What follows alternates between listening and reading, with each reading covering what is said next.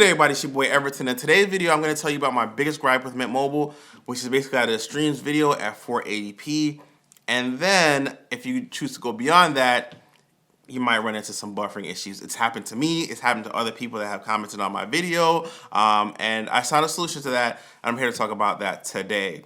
So, guys, if you are interested in Mint Mobile, there is a link to a promo that they're doing right now. If you click on that link, it'll take you to exactly to the promo. It's basically 3 months free if you buy any 3 months worth of service. If you switch to that carrier. So basically, if you wanted to get like the unlimited service for 3 months, it would cost you about $90, and they give you an additional 3 months on top of that. So you're basically paying for about half of your service, unlimited data and unlimited talk and text for $90. So I think it's pretty amazing. But anyway, let's go ahead and talk about the solution, guys. So if you guys are on Mint Mobile and you see that you're trying to stream videos, most of the time it resolves to 480, and then you might say, hey, you know what, this looks like standard definition. I want a little bit higher quality video. You bump it up to 720 or 1080 or 2K, etc. Right? Because a lot of creators that I watch, they actually shoot in 4K. I don't watch them in 4K, but I do like the crispiness of those videos, right? And one guy commented on my video and basically said, yo, the service is already buffering. What the hell? And I was like, yeah, it happened to me as well. They're optimized to stream at 480. And the thing is that it's actually in the terms and conditions, broad daylight. It's there, it's very visible. But if you're like me, when I switched over to the service, all I saw was the price, the data plan, unlimited talk and text. I took the 4 major bullet points and I was like, hey, I'm ready to make this switch, especially since I had seen pretty good reviews about it overall. And I think that people who see the fact that, okay, well, I'm still able to stream videos, but it's just buffering a lot, they may not complain about it because it doesn't happen all the time, but I would say it happens about 80% of the time, right? That you would really notice it. So here's the thing. It did get a little bit annoying to me, but I found my solution, which was to go with a VPN service. Now, I personally went with NordVPN. So hey guys, actually, this wasn't part of the original video, but I want to let you guys know that later on in the video, I am going to show and demonstrate the difference between when you stream video on LTE data and the streaming and the buffering and stuff like that versus when you have an actual VPN. So make sure you stay tuned for that. They have a really good deal, and also their app was really good, and their services covered about six devices. I actually liked it, but I had already heard about NordVPN and other VPN services, and I was like, oh, these things are cool that they offer, but it didn't really have a tangible benefit that I could grasp onto that I felt like there was a need for. Everything else was kind of like, it's nice to have, but I didn't really need it.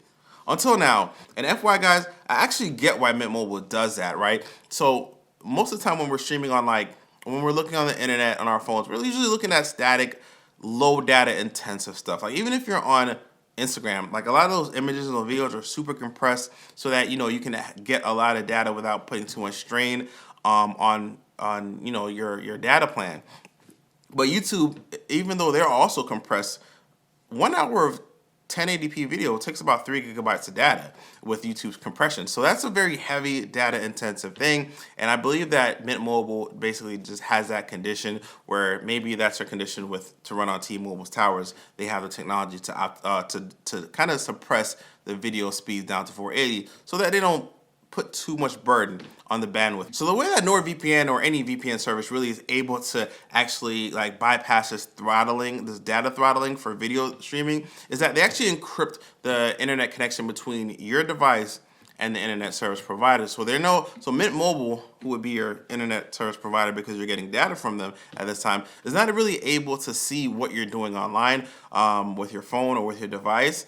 And this allows them not to know if you're actually on YouTube, if you're actually on Netflix or Hulu or Tubi or any of the other major streaming services. That way you can stream to your heart's full content and get the full resolution without being buffering. Now guys, I have been on NordVPN for, I would say, about 5 days now, and it has its benefits. I'm not gonna lie, it has its benefits, but the biggest benefit is that it removes the throttling data cap. Yes, there are other benefits as well. Like you can log into another server from another country. You can unlock shows from different services because they do show different shows in Germany, in China, in Canada, etc. So you can do that. and also you can cover like about 6 devices in your home. So there are other benefits as well, but the only one that I could actually grip onto that would make it actual real difference for me is the fact that, hey, you know what? Remove that throttling that throttling cap. That way I can get 1080p speeds without actually, buffering every couple minutes. And I'm actually going to demonstrate and put on the video now exactly what the data speeds are, and show you kind of the throttling experience without using a VPN and then with using a VPN. And it is a drastic difference, guys.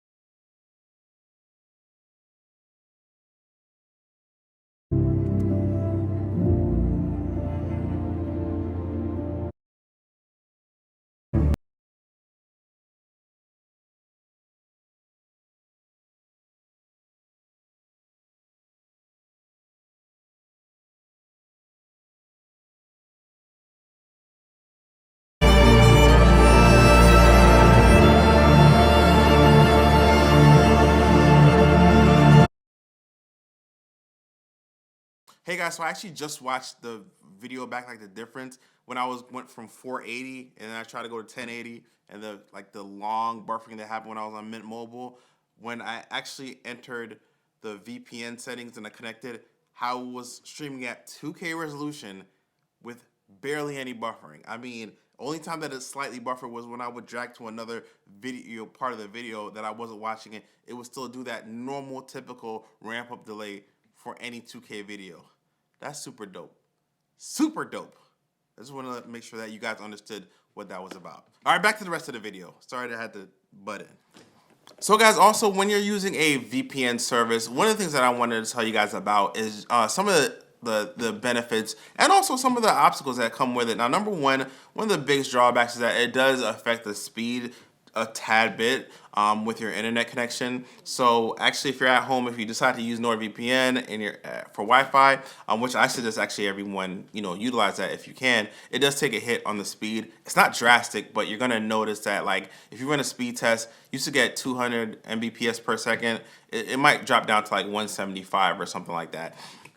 Secondly, it also does encrypt the data. So sometimes, like when I have a Roku remote to control my TV, I have to turn that off in order to use the Roku app to connect to the Roku TV. So that's kind of the only drawback. But the benefit is though that I can actually go and access websites like Yahoo.com, and I can see news that's being shown in different countries. You can go on Netflix and log in from Canada and see what shows they have. It's really cool. Also, it kind of protects your privacy. I know that there are a lot of people who are like, hey man, I don't want my internet service provider knowing what the hell I'm doing. But if you care about what your ISP is, basically able to see what you're doing, they say definitely sign up. I mean, it's definitely one of those things where with the money that I save from T-Mobile, I'm actually going to put it towards that VPN service. I mean, the biggest benefit for me personally is the fact that it removes that streaming data cap from 480 and allows me to surf or view videos at 1080 to my heart's content, even 2K at my heart's content, as long as you have good connection, guys. Now listen, FYI, I don't want you to get one thing confused. If you're in an area that doesn't have like the greatest connection, if you run a VPN, it doesn't all of a sudden make your connection great. You have to already have a decent connection where you have the possibility to stream 1080, and then you won't have to run into that additional throttling that's imposed by Mint Mobile's kind of terms and conditions. So anyway, guys, once again, I just wanted to tell you guys about that. Once again, click the link in the description if you're interested in Mint Mobile, or if you actually have Mint Mobile, you're thinking about getting it. I would get a VPN service. If you want to check out NordVPN, there's a link to them in the description. It'll take you right to their holiday promotion or any promotion that they have going on. They run sales all the time, but right now is probably the best time to strike. But anyway, guys, at the end of the day, guys, my name's Everton, and I do videos Everton's way. Peace.